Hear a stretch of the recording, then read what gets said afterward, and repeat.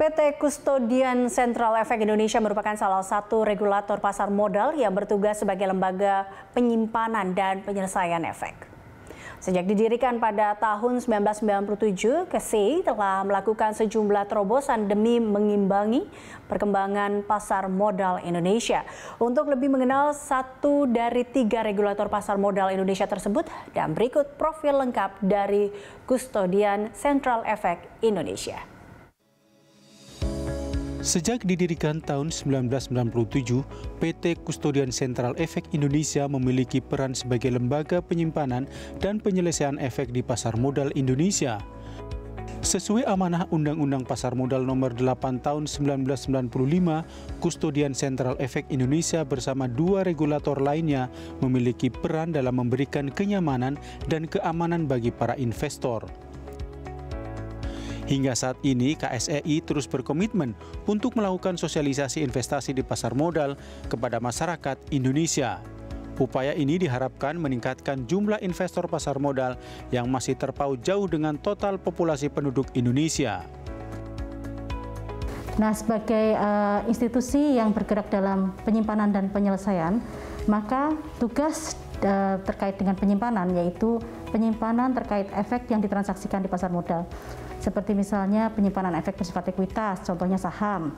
Lalu juga penyimpanan efek bersifat utang, seperti misalnya obligasi, seperti itu. Nah, sedangkan tugas kami terkait dengan penyelesaian, itu misalnya pemindah bukuan efek, baik untuk efek bersifat utang maupun efek bersifat ekuitas. Dan juga terkait dengan pendistribusian dari hasil tindak korporasi.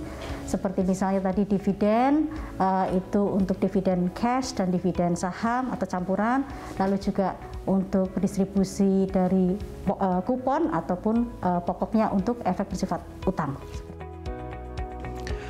Seiring perkembangan zaman, Custodian Central Efek Indonesia telah meluncurkan sejumlah fitur yang memudahkan aktivitas investor pasar modal. Salah satunya fitur akses KSEI yang diharapkan dapat memberikan fasilitas pengawasan bagi pemegang saham terhadap investasi yang tersimpan di perusahaan efek. Selain itu, KSEI juga telah menerapkan Single Investor Identity Number yang dapat merangkum seluruh investasi pemegang saham dalam satu laporan. Banyak ya, mungkin saya bisa ceritakan beberapa, seperti misalnya akses, latar belakang dari pembentukan atau munculnya akses saat itu karena konsep di mana antara efek dan dana dari nasabah itu bercampur dengan efek dan dana dari sekuritas. Oleh karena itu pengawasan pada waktu itu agak susah ya.